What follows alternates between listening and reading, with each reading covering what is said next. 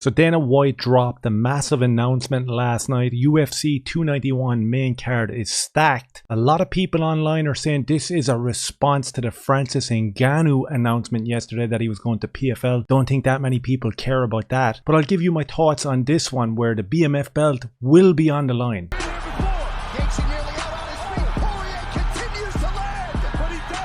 Okay, let's just go through it. Dustin Poirier, Justin Gaethje will be fighting for the belt. They'll be leading the main card at Salt Lake City, and it's for the BMF title. Are the two of them extremely tough? Yes, they are extremely tough. I've also seen Anik talking about this is a title challenger eliminator type of a thing. And it's like, well, first of all, we have Beneil Dariush and Charles Oliveira. Two of these guys much more deserving of a title shot compared to Gaethje and Poirier, in my opinion. Gaethje and Poirier are two of the most unlikable guys on the roster. Yes, they're extremely tough, but what does it actually mean for the winner of this BMF title, which is garbage anyway? But what does it mean? Did they get a shot at Islam? So Poirier fought Khabib, got choked out like it was his first BJJ class, even though apparently he's a black belt. And then Gaethje got armbarred, I believe, by Khabib, which was another embarrassing display of grappling by this dude. So I don't know where the title challenge happens, because we know Islam is the champion at the moment. Let's say whichever one of these guys wins, they're getting a title shot after Beneil Dariush and Charles Oliveira. What are they actually going to do? What are they going to do with Khabib's protege? It's not going to be what people think it's going to be. It's probably their third or fourth chance getting up to the top of the rankings and getting another title shot. I want to see fresh blood. This fight will be entertaining because the two of them are extremely tough. If I'm being honest, I think Poirier edges this one. I think that he just has that kind of durability. And I know that Gaethje has it as well. He showed it against Fiziev in his last fight, where the first and second round, it looked like it was going against him. Then he started implementing hooks and uppercuts, and then it was just sheer will that brought him straight through to get the win. But I think Dustin Poirier edges this one. But at the end of the day,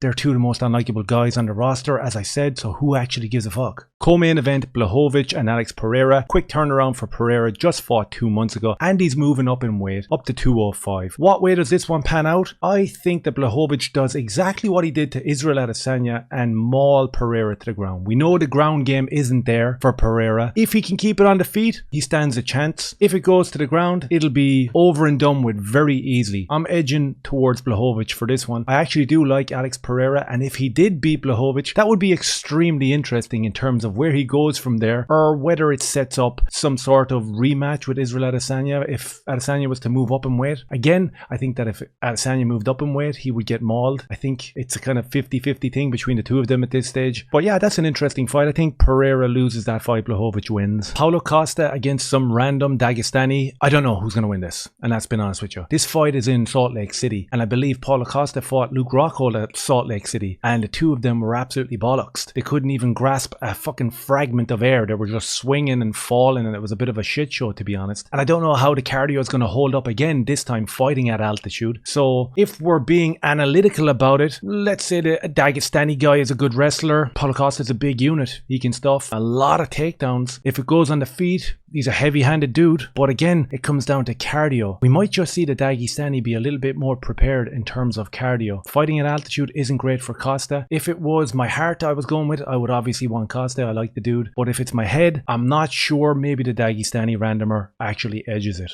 So that's where I am with that one. Next fight, Bobby Green and Tony Ferguson. I absolutely love Tony Ferguson. Always have. Think he's a really good guy. Absolutely crazy, but a really good guy. Kind of like Bobby Green up until illegal headbutt and then a bunch of shit talking he did in the aftermath of that. And it's an interesting fight to make. I don't see any of this being on the ground. I could be completely and utterly wrong, but I see this being on the feet. Bobby Green, really good on the feet. Quick hands. Tony Ferguson, really mental on the feet. Elbows coming from all different directions. Weird up kicks. Imanari rolls slotted in there with a 10 to 12 elbow. You never know what could happen with Tony Ferguson. But again, this is kind of a heart versus head fight. If I'm going with my heart, I want Tony Ferguson to win so bad. I want him to win so bad. This fight is at 155, I believe, which is good for both of them. I think Bobby Green, I want to like him so much because I've watched him in podcasts and the dude is actually legit and a really nice guy. And then I see the facade that he puts on and I'm not digging it, to be honest with you. I'm just not digging it. And in his last fight, he ducked in there, elbow high, head down. It was a bit shitty, to be honest with you. And his reaction in the aftermath was a bit shitty. But as I said,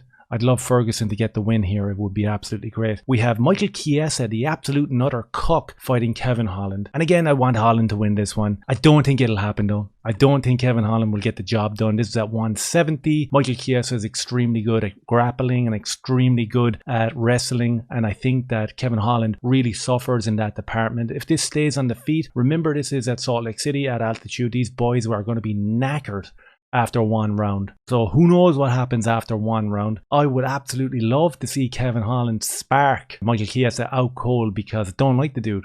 He's an absolute shit the bed. That's it.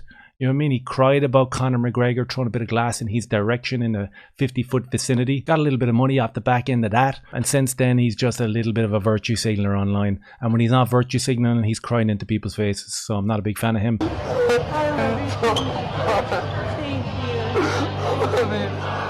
Kevin Holland all the way for me. This is a stacked card. It also has Stephen Thompson fighting Michel Pereira. Loving that fight. Absolutely loving that fight. Love Stephen Thompson. So there you have it. UFC 291. An extremely interesting card. An extremely stacked card. BMF title on the line. Not too interested in that, but I'll be looking forward to this card. And it's quite ironic that this was announced this week because looking ahead at what was upcoming, there wasn't too much happening. There's not too much happening. We saw the announcement for Aljamain Sterling and Sugar Sean O'Malley was announced as well. I think that's happening in August, which is a good fight and an interesting fight. And for me, I think Aljo gets the job done there. I think the grappling is just too much for Sugar Sean O'Malley.